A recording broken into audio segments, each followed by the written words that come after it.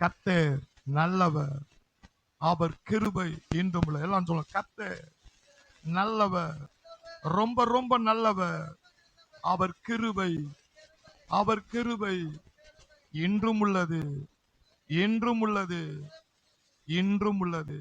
சத்தியத்தையும் அறிவீர்கள், சத்தியம் உங்களை விடுதலையாக்கும். சொல்லுங்க, சத்தியத்தையும் அறிவீர்கள், சத்தியம் உங்களை விடுதலையாக்கும். என் வாழ்க்கைக்கு தேவையான ஆசீர்வாதம் உம்முடைய சத்தியமாகிய வார்த்தைக்குள் இருக்கிறபடினால் அந்த வார்த்தை என்னை விடுதலையாக்கும்.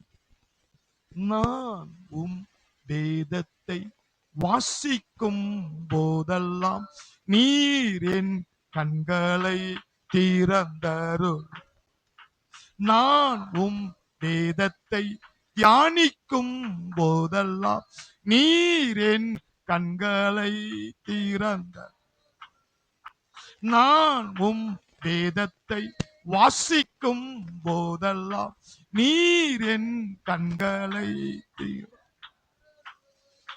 நான் வேதத்தை நிற்கும் போதெல்லாம் நீர் என் கண்களை. தேற்றரவாளரே, உன்னத போதகரே, இந்த பைபிள் ஸ்டடியில நம்முடைய வார்த்தையின் வல்லமையை அறிந்து கொள்ள எங்களுக்கு பிரகாசமான மனக்கண்கள் உண்டாக முடியும். நான் ஜெபிக்கிறேன் இயேசுவின் நாமத்தில் பிதாவே.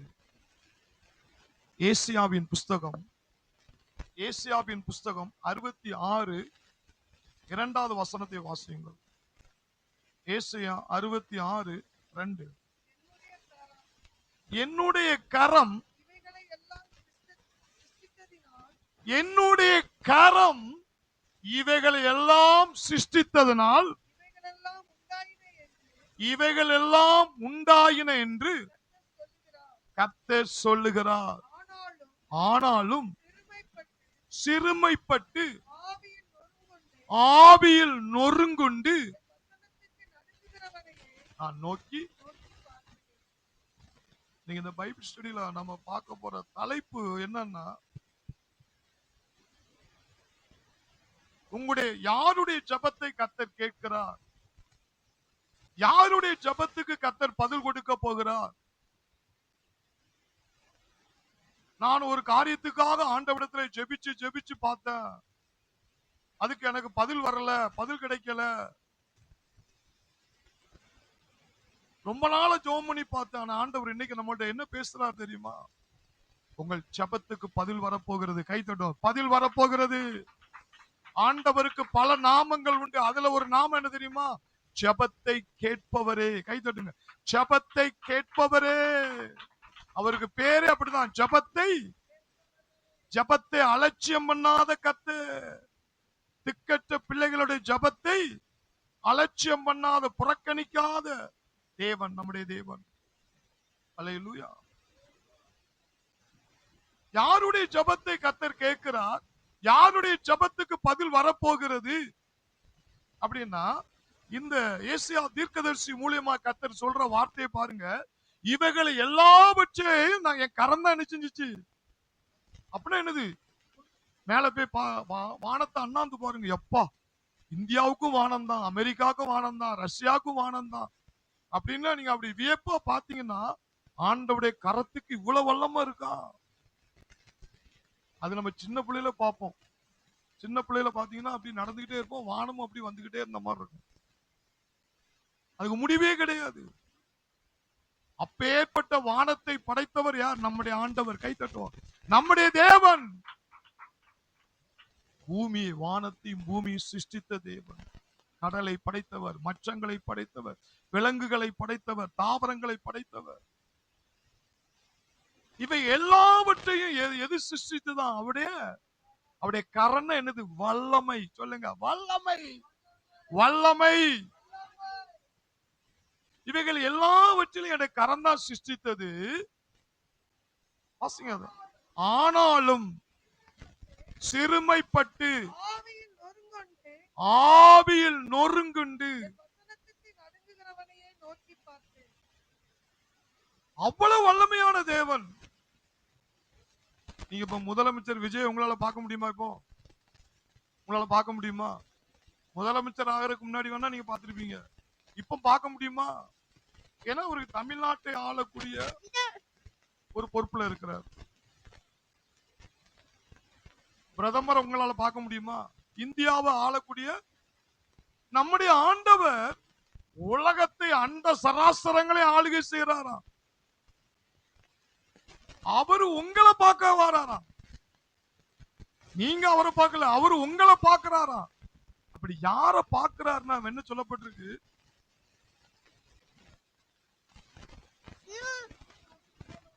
அவருடைய வசனத்துக்கு நடுங்கிறவனையே. அல்லேலூயா, அல்லேலூயா. அவருடைய வசனத்துக்கு நடுங்கிறவனையே நோக்கி பார்த்து. இந்த வசனம் உங்களுக்கு புரிஞ்சிட்டு வச்சுக்கிறீங்களா? அப்பா, என் ஜபத்துக்கு பதில் வரணும்னா வசனம், வசனம், வசனம், வசனம், வசனம். அதுக்கு முன்னாடி அவருடைய படைப்பை சொல்றேன். நான் எப்படிப்பட்ட தேவன் தெரியுமா?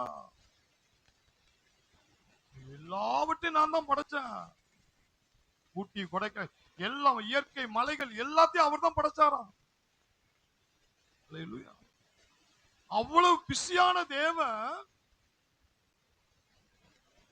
உன்னை நோக்கி பார்க்கணும், நீ கேட்கறத உனக்கு கொடுக்கணும் அப்படின்னா வசனத்தை நடுங்கிறவனையே நான் நோக்கி பார்ப்பேன்.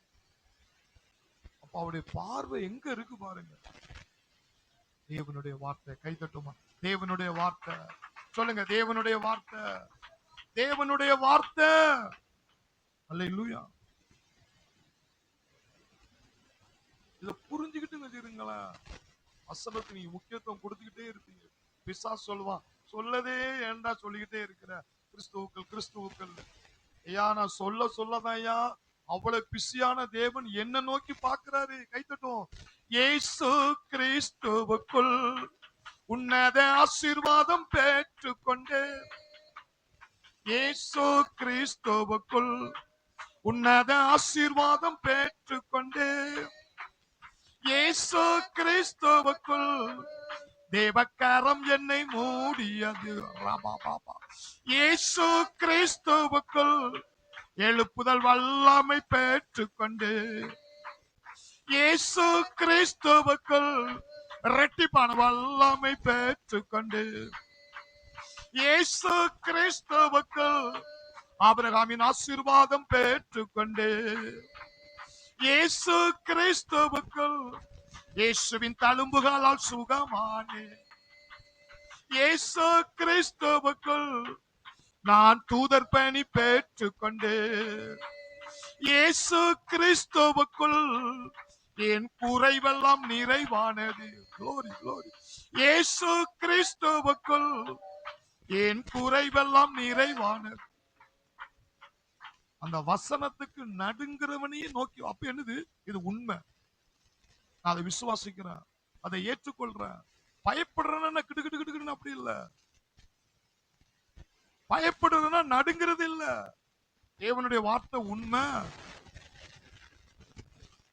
தேவனுடைய வார்த்தை உண்மை அப்படின்னு நீங்க அதை அப்படியே நீங்க விசுவாசிக்கணும். தேவனுடைய வார்த்தை உண்மைங்கிறத சின்ன பிள்ளை மாதிரி அப்படியே விசுவாசிச்சீங்க வச்சுக்கிறீங்களா, ஏற்றுக்கொண்டுட்டீங்கன்னா அதுதான் வசனத்துக்கு நடுங்கிறவனையே நான் நோக்கி பார்ப்பேன், கீழ்ப்படியணும், இது உண்மை.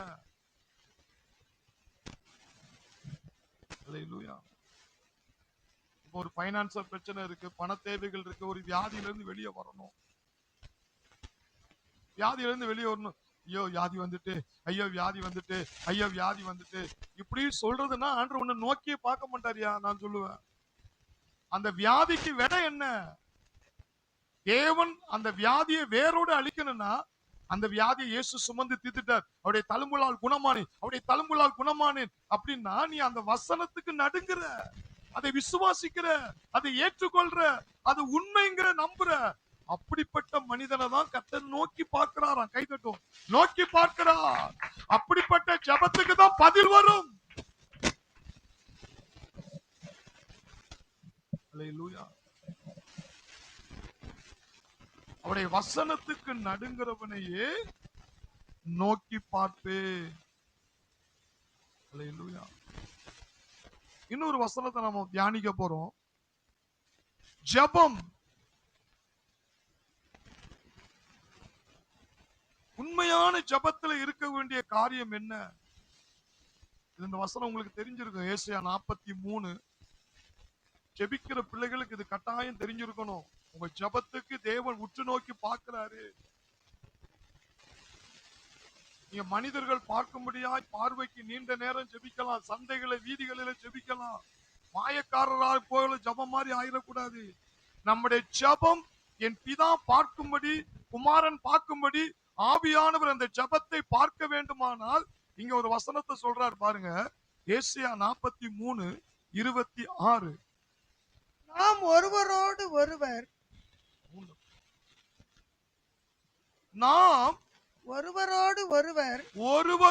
ஒருவர் வழக்காடும் போது எனக்கு நினைப்பூட்டு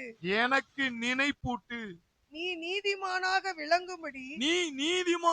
விளங்கும்படி உன் காரியத்தை சொல். அல்லேலூயா.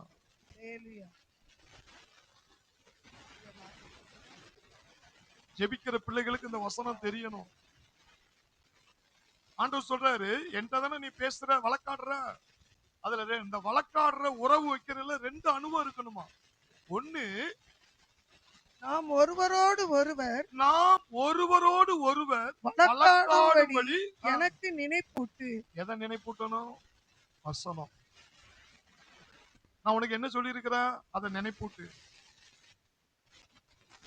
அதை நினைப்பூட்டு. நீ ஜெபங்கிறது என்னன்னு உங்களுக்கு தெரிஞ்சிட்டுனா இப்ப உங்க வாழ்க்கை மாறிடும். நாம் ஒருவரோடு ஒருவர் வழக்காடும்படி எனக்கு நினைப்பூட்டு. யெகோவா ஈரே அப்படிதானே நீங்க சொன்னீங்க.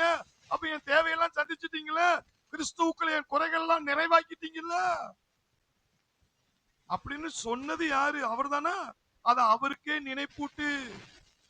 எப்பா நீங்க தானே சொன்னீங்க, கிறிஸ்துவுக்குள் உங்கள் குறைகள் எல்லாம், கிறிஸ்துவுக்குள் உன்னதங்களின் சகலவித ஆசீர்வாதம் நீங்க தானே சொன்னீங்க.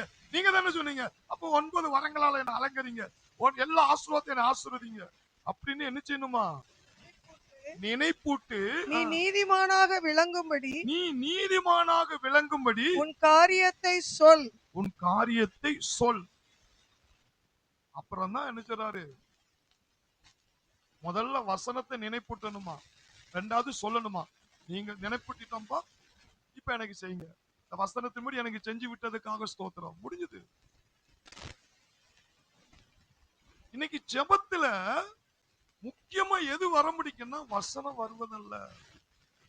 ஆண்டவனுடைய ஜெபத்தினுடைய மாடலையோ ஸ்டைலையோ அதை பார்க்கறதல்ல. அவர் எந்த ஜெபத்தை பார்க்கிறார்னா, என் வசனத்துக்கு நடுங்கிறவனையே நோக்கி பார்ப்பேன். எப்பா நான் வல்லமையுள்ள தேவன் தான், என் கரத்தாலதான் எல்லாத்தையும் சிருஷ்டித்தேன். அப்பேற்பட்ட தேவன் உன் ஜெபத்தை உற்று நோக்கி நான் பார்க்கணும். ஒன்ன உற்று நோக்கி பார்க்கணும்னா எனக்கு நீ என்ன செய்யணும்? வசனத்தை என்ன செய்? நினைப்பூட்டு. வசனத்தை எனக்கு நினைப்பூட்டு. அதுக்கப்புறம் என்று சொல்லு. நீங்க தானே சொன்னீங்க, நீங்க எனக்கு செஞ்சு விட்டதுக்காக ஸ்தோத்திரம்.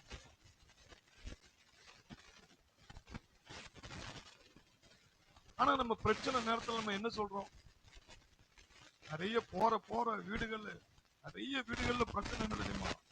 பிள்ளைங்க, என் பிள்ளை திருந்தவே இல்லை, என் பிள்ளை என்ன மதிக்கவே இல்லை, என் பிள்ளை என்ன கீழ்படியவே இல்லை, என் பிள்ளை படிக்கவே முடிக்கு, ஏதாவது பிள்ளை. ஆனா ஆண்டவர் சொல்றாரு, நான் உனக்கு என்ன சொன்னேன்? பிள்ளைகளுக்கு என்னையா வசனம் இருக்கு, அது எனக்கு நினைப்பூட்டு. நீங்க தானே சொன்னீங்க, உன் பிள்ளை கர்த்தரால் போதிக்கப்பட்டிருக்கும், உன் பிள்ளையின் சமாதானம். ஏசாயா 54:13 சொல்லப்பட்டிருக்கு. உன் பிள்ளை கர்த்தரால் போதிக்கப்படும், உன் பிள்ளையின் சமாதானம். உன் பிள்ளைகள் எல்லோரும் கர்த்தரால் போதிக்கப்பட்டு இருப்பார்கள், அவர்களுடைய சமாதானம் பெரிதாய். அவருடைய சமாதானம், உன் பிள்ளைகளுடைய சமாதானம் பெரிதாய் இருக்கும். உன் பிள்ளைகள் கர்த்தரால் போதிக்கப்பட்டு இருப்பார்கள். உன் பிள்ளைகளுடைய சமாதானம் பெரிதாய் இருக்கும். உன் பிள்ளைகளுடைய சமாதானம் பெரிதாய் இருக்கும். பெரியதா இருக்கும். இதை நினைப்பூட்டுங்க. என் பிள்ளை சரியில்லை, என் பிள்ளை சரியில்லை. இதத்தான் ஆண்டவருக்கு நினைப்பூட்டுறீங்க.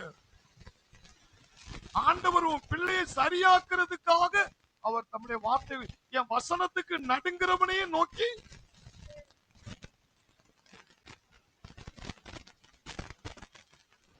என் பிள்ளை கர்த்தரால் போதிக்கப்பட்டு இருக்கும்.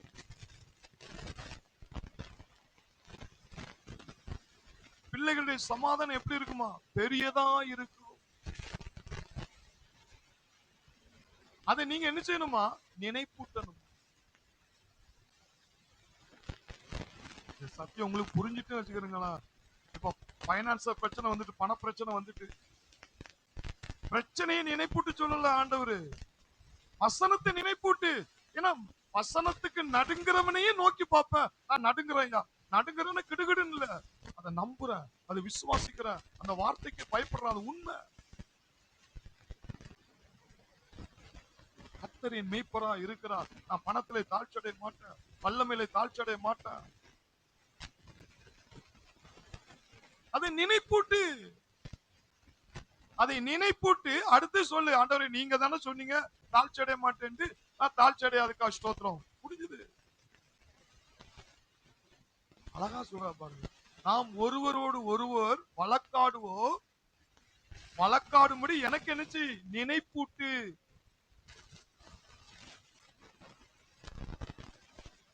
அதுக்கப்புறம் என்ன செய்ய, நீ நீதிமானாகும்படி உன் காரியத்தை சொல்.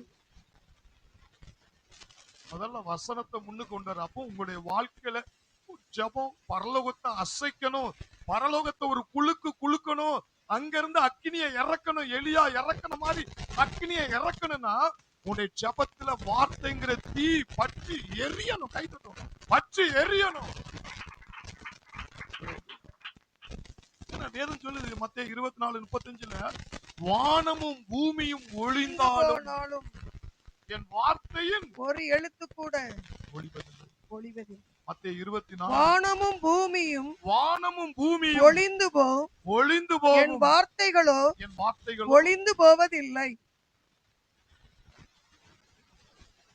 தெரியும், எல்லாருக்கும் தெரியும்.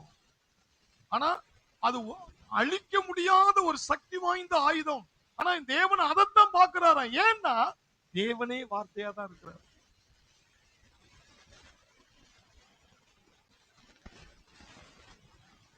தேவனே வார்த்தையா இருக்கிறபடினால்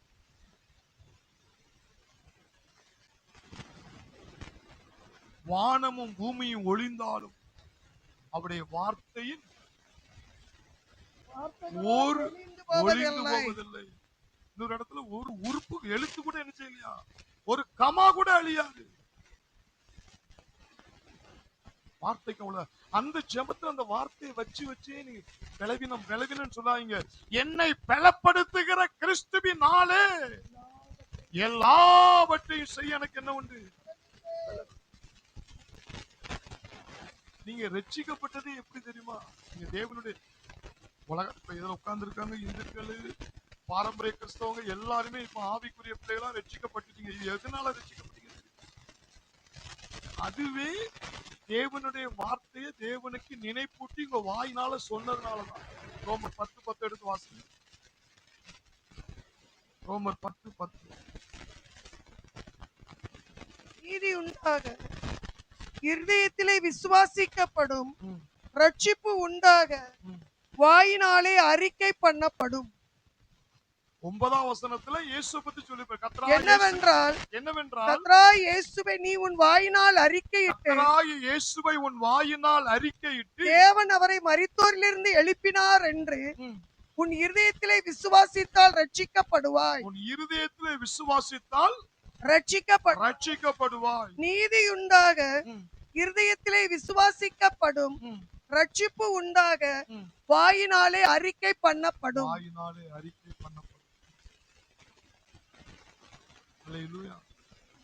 அப்போ ஒரு நரகத்துக்கு போறவன் பரலோகத்தின் குடிமகனா மாற்றப்பட்டது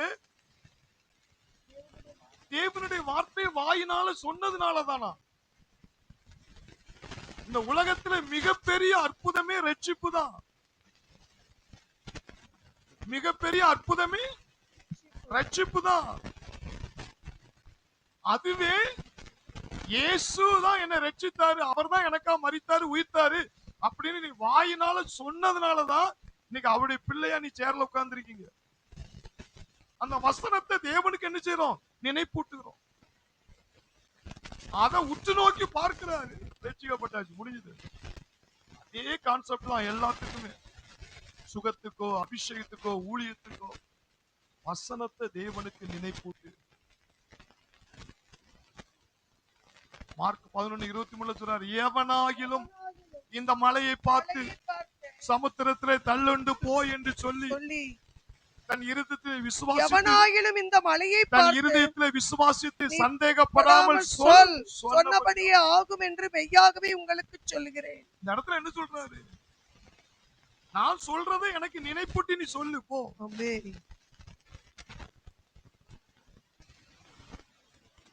நான் சொல்றத நினைப்பூட்டும்படி என்ன செய்? சொல். சொல்லிட்ட வாயால நான் சொன்னதை எனக்கே நீ நினைப்பூட்டும்படி சொல்லு, நான் அப்படியே செஞ்சு காட்டிடுவேன்.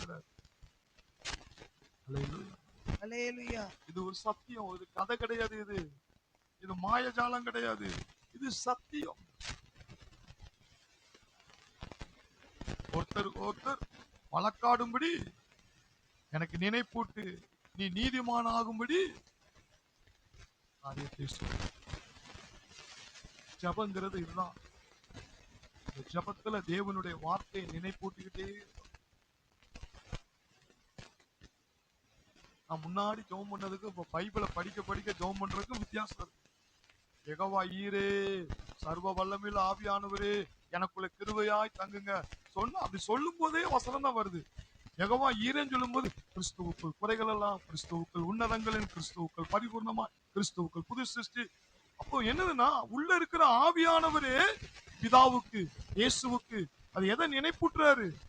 வார்த்தையை. ஏன்னா அவருடைய வசனத்துக்கு நடுங்கிறவனையே நோக்கி பார்ப்பேன். கை தட்டுவோம். நோக்கி பார்ப்பேன். ஹல்லேலூயா. இயேசு கிறிஸ்துவுக்குள் என் குறைவெல்லாம் நிறைவானது. இயேசு கிறிஸ்துவுக்குள் என் குறைவெல்லாம் நிறைவானது. இயேசு கிறிஸ்துவுக்குள் என் குறைவெல்லாம் நிறைவானது. இயேசு கிறிஸ்துவுக்குள் என் குறைவெல்லாம் நிறைவானது. இயேசு கிறிஸ்துவுக்குள் நான் பரிபூர்ணமாக்கப்பட்டேன். இயேசு கிறிஸ்துவுக்குள் நான் பரிபூர்ணமாக்கப்பட்டேன். ஏசாயா 51 7-8 வசனங்களை வாசிங்க. ஏசாயா 51:7-8. நீதியை அறிந்தவர்களே, என் வேதத்தை இருதயத்தில் பதித்திருக்கிற ஜனங்களே, பதித்து வைத்திருக்கிற ஜனங்களே, எனக்கு செவி கொடுங்கள். மனுஷரின் நிந்தனைக்கு பயப்படாமலும், மனுஷனுடைய நிந்தைக்கு பயப்படாமலும், அவர்கள் தூஷணங்களால் கலங்காமலும் இருங்கள். பொட்டுப்பூச்சி அவர்களை வஸ்திரத்தை போல் அரித்து, புழு அவர்கள் ஆட்டு மயிரை போல் தின்னும். என்னுடைய நீதியோ என்றென்றைக்கும் நிலைக்கும். என் ரட்சிப்பு தலைமுறை தோறும் இருக்கும். இங்க என்ன சொல்றாரு தெரியுமா? நீதியை அறிந்தவர்களே, அதாவது தேவனுடைய நீதி உங்களுக்குள்ள இருக்கு. வசனத்தை அறிந்தவர்களே, என் வேதத்தை இருதயத்தில் பதித்திருக்கிற ஜனங்களே. ஆண்டவர் எதை பாக்குறாரு? ஐயா, இவனுக்குள்ள நான் இருக்கிறேன், என் வசனம் உள்ள இருக்கு. வேதத்தை அறிந்திருக்கிற, பதித்து வைத்திருக்கிற ஜனங்களே, எனக்கு செவி கொடுங்கள். ஆண்டவர் என்ன கண்டுபிடிக்கிறார் பாருங்க. அவன் உள்ளத்துல வசனம் இருக்கிறத அவர் பாக்குறாரு. வேதத்தை இருதயத்தில் பதித்து வைத்திருக்கிற ஜனங்களே,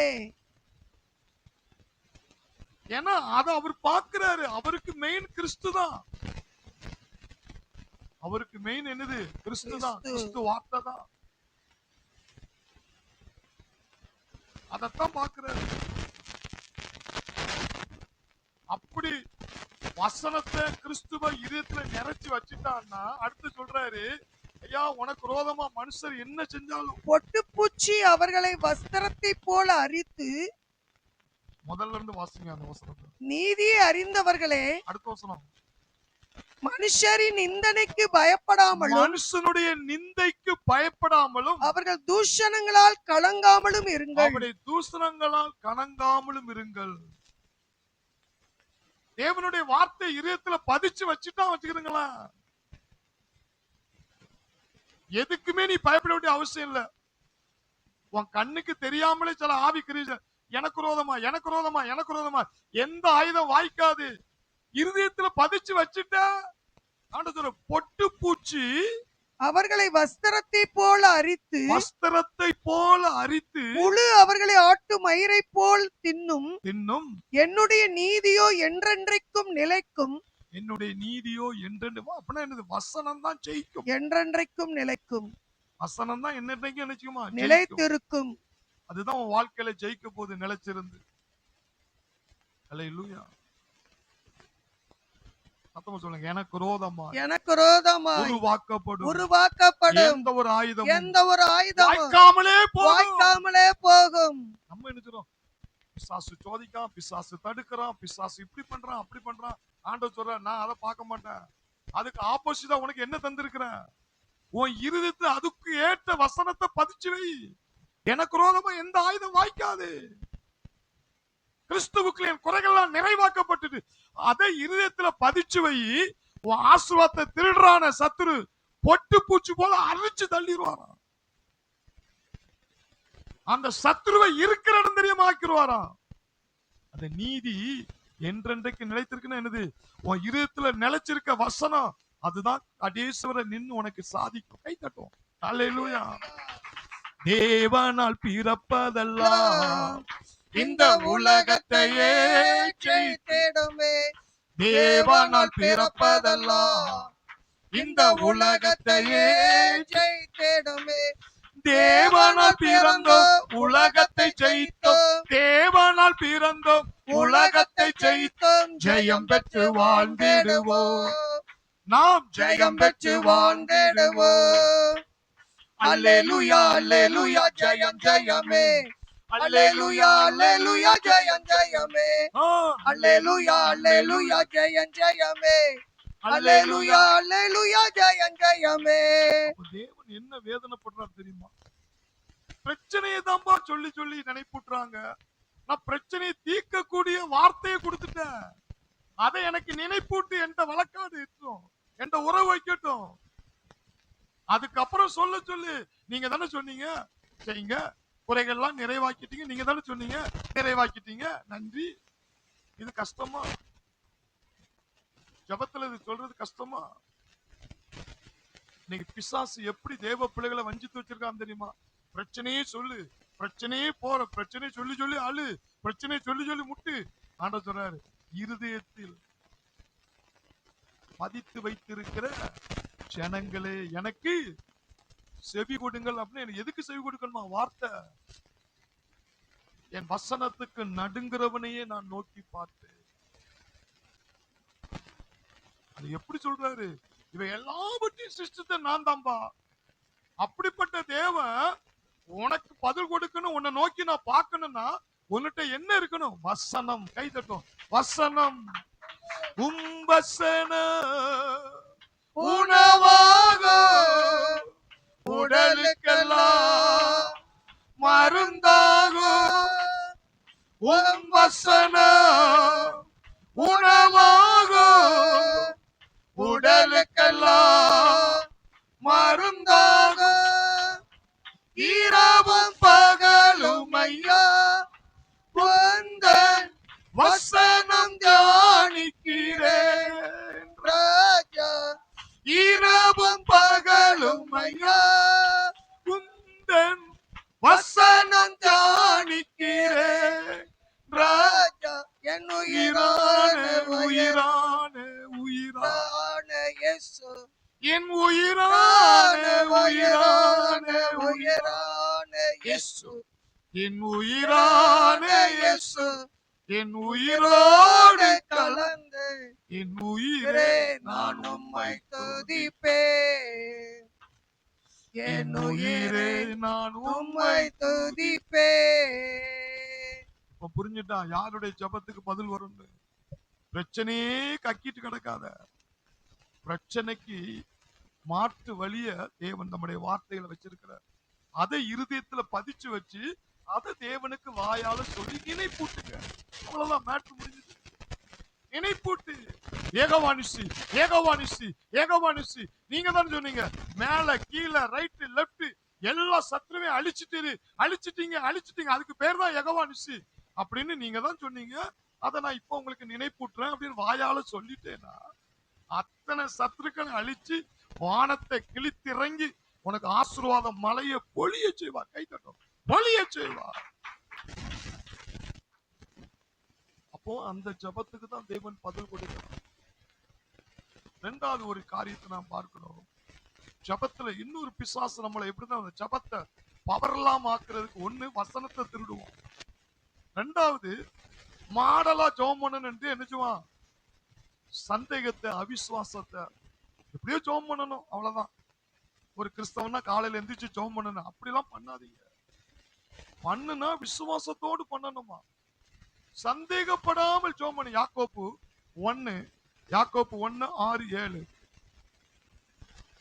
ஆனாலும் அவன் எவ்வளவாயிலும் சந்தேகப்படாமல் விசுவாசத்தோட கேட்க கடவன்.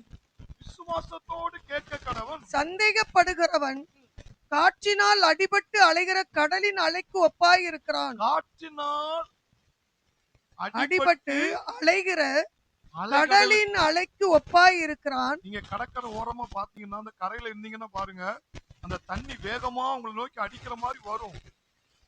அப்படியே டக்குன்னு நினைச்சிடும், ரிட்டர்ன்ல போயிரும். அதே மாதிரிதான் ஏதோ ஜெபம் பண்ணணுமேன்னு பண்ணாத, தூங்கி பண்ணாத. அப்படிப்பட்ட ஜெபத்தை ஆண்டவர் விரும்பல. நீ ஜெபம் பண்ணுனா விசுவாசத்தோடு பண்ணு. சந்தேகத்தோடு நீ கேட்டேன்னா அது காற்றில் அலைகிற அலைகடலுக்கு ஒப்பா இருக்கிறானா. வர்ற மாதிரி வரும், அப்படி போயிரும். வர்ற மாதிரி வரும், அப்படி போயிரும். விசுவாசத்தோடு. விசுவாசம் உள்ளவர்கள் ஜபத்தில் எவைகளை கேட்பீர்களோ அவைகளை பெற்றுக்கொண்டேன் என்று விசுவாசம் என்று சொன்னீரே. இப்ப நான் பெற்று விட்டதுக்காக ஸ்தோத்திரம். அவ்வளவுதான். இதுக்கு ஜபத்தை ரப்பர் இழுத்த மாதிரி இழுத்துக்கிட்டே நீ போன அவசியம் இல்லை. சிலர் ஜபம் பண்ற போது பாத்தீங்கன்னா முடிக்கவே முடியாது அவங்களால. அது ரிப்பீட் பண்ணி சொன்னதையே சொல்லிட்டு அவங்களுக்கு என்ன நினைக்காங்கன்னா கொஞ்சம் அப்படி ரப்பர் மாதிரி இழுத்தாதான் ஆண்டவர் ரப்பரை பார்க்கல, உள்ள இருக்கிற வசனத்தை தான் பார்க்கிறார். கை தட்டும். வசனத்தை தான் பார்க்கிறாரு. வசனத்தை 2-3 சொல்லு, அது தேவனுடைய கண்கள் அங்க பாக்குது. அல்லேலூயா. அதுதான் விசுவாசம். அந்த வார்த்தையை சொல்லும் பொழுது நீங்க தானே சொல்லியிருக்கீங்க, பொய்யுரையாத தேவன் ஒரு எழுத்து கூட அழியாதுன்னு சொல்லியிருக்கீங்க. அப்ப அப்படியே செய்யுங்க. ஸ்தோத்திரம். ஏன்னா என் பிள்ளையின் வாழ்வை காண்பேன்.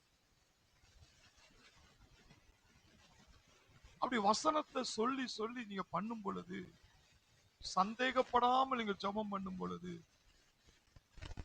சொல்லுங்க, சந்தேகப்படாமல் நீங்கள் ஜெபம் பண்ணும் பொழுது அந்த ஜெபம் கேட்கும். அப்ப நீங்க ஜெபம் பண்ணும்போது எது நுழைய கூடாது? சந்தேகம் மட்டும் வரக்கூடாது. எது வரக்கூடாது? சந்தேகம். நம்ம ஜெபம் பண்ணிருக்கோம், அந்த செய்வாரா செய்ய மாட்டோம். நான் ஜெபம் பண்ணிட்டேன், கர்த்தர் எனக்கு அற்புதம் செஞ்சுட்டார், செஞ்சு விட்டதுக்கா. இன்னைக்கு காலையில கூட ஒரு காரியத்தை யோசிச்சுட்டே இருந்தேன். ஆண்டவர் சொன்னாரு, பைபிளை திறந்த உடனே அந்த வார்த்தை வந்து, அப்பா தரிசனம் உனக்காக வைக்கப்பட்டு இருக்கிறது, அது முடிவிலே விளங்கும், அது பொய் சொல்லாது, அது தாமதித்தால் நிறைவேறும், அதற்கு காத்திரு. தப்புன்னு அடிச்சாரு. முடிவிலே விளங்கும். தரிசனத்துக்கான வேலைகள் நடந்துகிட்டு தான் இருக்கு. ஆனா அது துவக்கத்துல பார்க்க, முடிவிலே என்ன செய்யும்? அந்த ஒரு வார்த்தையிலே நம்முடைய சந்தேக ஆதியெல்லாம் விரட்டி அடிச்சிட்டாரு. அப்ப நம்முடைய சந்தேகத்தை வெளியே தள்ளுறது என்ன தெரியுமா? அந்த வேதாகமம் தான். அதனாலதான் வேதம் சொல்லுது, பைபிள வாசிக்கிட்டே இருக்கு. பைபிள் என்ன சொல்லுமா? வாசிக்கிட்டே. இங்க இதை ஒண்ணு வாசிங்க. 1:1-2. ஆலோசனையில் நடவாமல், துன்மார்க்கனுடைய ஆலோசனையில் நடவாமல், பாவிகளுடைய வழியில் நில்லாமலும், பாவிகளுடைய வழிகள் நில்லாமலும், பரியாசக்காரர் உட்கார்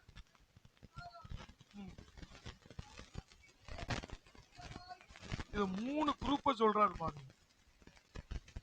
என்ன குரூப்? பாவிகளுடைய வழிகளில் பரியாசக்காரும் உட்காரும்.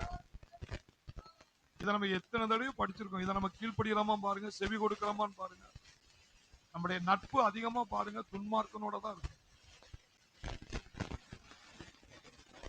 நிறைய கிறிஸ்தவருடைய வாழ்க்கையில ஏன் ஆண்டவருக்குள்ள வளரல, ஏன் வேதத்தை இதயத்துல பதிய வைக்கல, ஏன் வார்த்தையில அவங்க வளரல அப்படின்னா துன்மார்க்கனுடைய ஆலோசனை, ரட்சிக்கப்படாத மனிதரிடத்துலதான் அதிக நேரத்தை அவங்க செலவிடுவாங்க. அப்படிப்பட்ட மனிதர்கள் அவங்களுடைய இதத்தை உங்களுக்கு என்னச்சுவாங்க, போதிப்பாங்க. பைபிளை பத்தியா போதிப்பாங்க. அடுத்து சொல்றாரு, பாவிகளுடைய வழியில் நிக்காமல். அந்த இடத்துல நிக்காத. உனக்கு தெரிஞ்ச பேசலாம், நல்லா இருக்கீங்களா, ரைட்டு. அவங்களோட இருந்து நீ கதை பேச ஆரம்பிச்சேன்னா அவங்க யாரு? ஒண்ணு அவங்களோட நின்று பேசலாம், வசனத்தை சொல்லுங்க. 3 காரியம் சொல்றாரு பாருங்க. சந்தேக ஆவிய விரட்டி அடிச்சு உங்க ஜபத்துக்கு பதில் வரணும்னா உங்களுடைய நட்பு யார்கிட்ட அதிகமா இருக்கு? நீ தேவனுடைய பிள்ளைகள்கிட்ட அதிகமா பேசிக்கிட்டு இருக்கீங்களா, உலகத்தானோடு அதிகமா பேசிக்கிட்டு இருக்கீங்களா? நீ உலகத்தாண்ட பேசினா உலகத்தை காரியத்தை சொல்லிதான் உன்னை சோறு கூட்படுத்துவான். நீ தேவனுடைய பிள்ளையை பேசினா அவன் ஏதாவது 4 வசனத்தை சொல்லுவான், அதுல ஒரு வசனமா உனக்கு விசுவாசத்தை தூண்டும். அதான் வேதம் சொல்லுது, துன்மார்க்கனுடைய வழிகளில் ஆலோசனையை பாவிகள் போல் சொல்றவன் இடத்துல என்ன செய்யாத, உட்காராத. பரியாசக்காரனா என்னது? பரியாசமா தேவனுடைய பிள்ளைகளை அப்படி இப்படி இப்படி இப்படின்னு அப்படி அந்த இடத்துல நீ என்ன செய்யாத, உட்காராத. உனக்கு அங்க வேலை கிடையாது. உட்கார்ந்தேன்னா இயேசுவை பத்தி சொல்லு. இத 3ஐயும் நீ கடைபிடிச்சாதான் வசனம் இதயத்துல பதியுமா. அடுத்து என்ன சொல்றாரு? கர்த்தருடைய வேதத்தில் பிரியமா இருந்து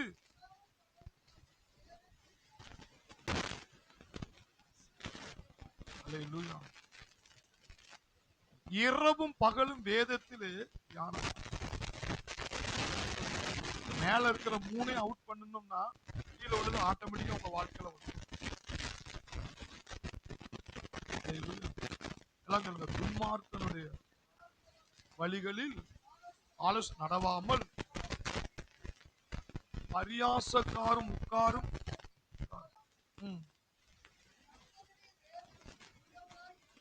இரவும் பகலும் வாக்கியவான். அடுத்து என்ன சொல்றாங்க? உபாகம் 8:2-3-4 எடுத்து வாசி.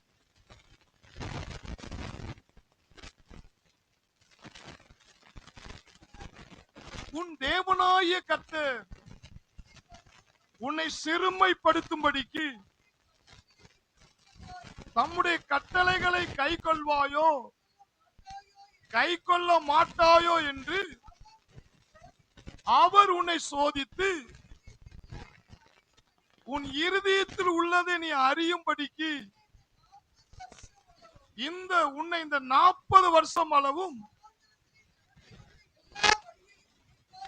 எல்லா வழியும் நினைச்சுவாங்க. இந்த இடத்துல ஆண்டவர் என்ன சொல்றாரு தெரியுமா? இந்த இடத்துல ஆண்டவர் என்ன சொல்றாரு? உனக்கு சோதனை எதனால வருது தெரியுமா? தேவனுடைய வார்த்தையில நீ வளரணும், தேவனுடைய வார்த்தை நீ கை கொள்ளணும், தேவனுடைய வார்த்தைக்கு நீ என்ன செய்யணும்? கீழ்ப்படியணும்.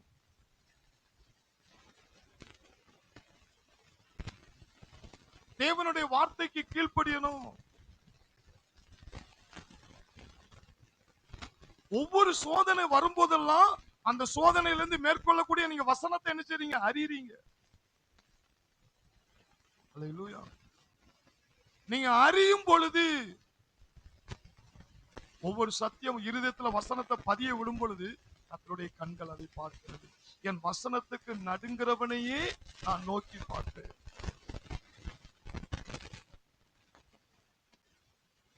ஹல்லேலூயா, ஹல்லேலூயா.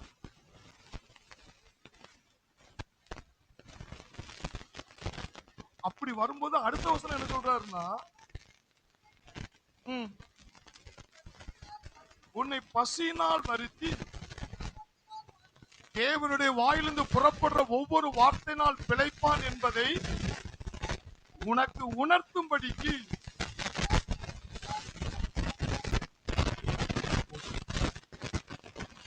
இந்த 40 வருஷ காலம் உன் சட்டை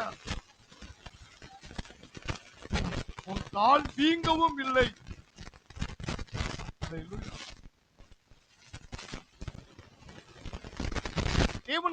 ஏன்னா அதுக்கு முன்னாடி சோதனை வருது. அந்த சோதனையில தான் வார்த்தையில நினைக்கிறாங்க, பலப்படுறாங்க. அந்த சோதனையில வார்த்தையில பலப்பட போய் அடுத்து பிளெஸிங் வருது. அந்தந்த தேவைகளை அந்த ஆண்டவர் அப்படியே அற்புதமா செய்யறாரு. ஏன்? அவருடைய வசனத்துக்கு நடுங்கிறவர்களே நான் நோக்கி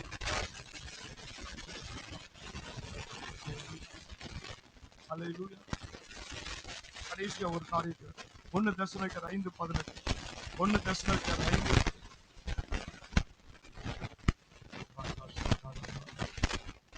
5:18 எல்லாவற்றுக்கும் ஸ்தோத்திரம் செய்வதே ஸ்தோத்திரம் செய்யுங்கள். அப்படி செய்வதே கிறிஸ்து இயேசுவுக்குள் உங்களை குறித்து தேவனுடைய சித்தமாயிருக்கு.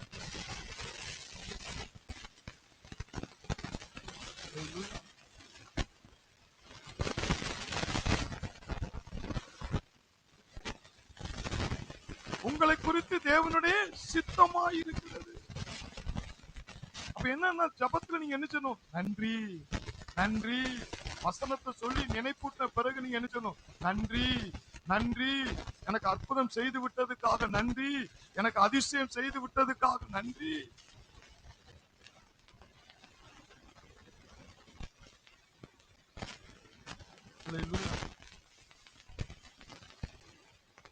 பவுலும் சீலாவும் அப்போஸ்தலர் 16:27 பவுலும் சீலாவும் நடுராத்திரியில அவங்களை மரத்துல கட்டி வச்சு அடிச்சாங்க. அந்த நேரத்துல பவுலும் சீலா நடுராத்திரியில கர்த்தரை நினைச்சாங்களாம், துதித்து பாடினார்கள்.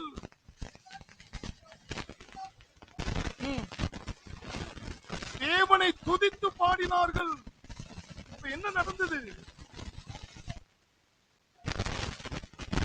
சடுதியிலே அப்போ உனக்கு உடனடியா ஒரு அற்புதம் தேவை. சீக்கிரம் ஆண்டவர் அற்புதம் செய்யணும் அப்படின்னா வாயால நன்றி சொல்லு. துதி துதி, கர்த்தரை துதி, அதிகமா கர்த்தரை துதி. எனக்கு அற்புதம் செய்து விட்டதுக்காக ஸ்தோத்திரம், எனக்கு தடை நீங்க விட்டதுக்காக ஸ்தோத்திரம், ஜெயம் வந்து விட்டதுக்காக ஸ்தோத்திரம். அப்படி செய்யும் பொழுது கர்த்தர் உங்களுக்கு வாசலை திறக்கிறார். கரங்களை தட்டி கர்த்தரை மகிமைப்படுத்தும். நாம் கண்களை மூடுவோம். ஹல்லேலூயா, ஹல்லேலூயா. ஸ்தோத்திரம் பிதாவே, ஸ்தோத்திரம் பிதாவே. நன்றியோடு உம்மை துதிக்கிறோம் அப்பா. இந்த வார்த்தையை கேட்டுக்கொண்டிருக்கிற ஒவ்வொரு பிள்ளைகளுக்கும் ஆண்டவர் சொல்றார், வானத்தையும் பூமியை சிருஷ்டித்தது நான் தான்.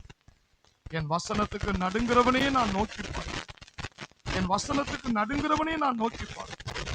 என் வசனத்தை இருதயத்தில் பதித்து வைத்திருக்கிற ஜனமே கர்த்தர் அதை பார்க்கிறார். இன்றைக்கு இந்த ஜபம் பரலோகத்தை அசைக்க வேண்டுமானால் வசனத்தால் உங்களை நிரப்புங்கள், வசனத்தால் உங்களை நிரப்புங்கள். சந்தேகப்படாமல் செவியுங்கள், சந்தேகப்படாமல் செவியுங்கள். கர்த்தருடைய வார்த்தையை தியானிச்சு கொண்டே இருங்கள்.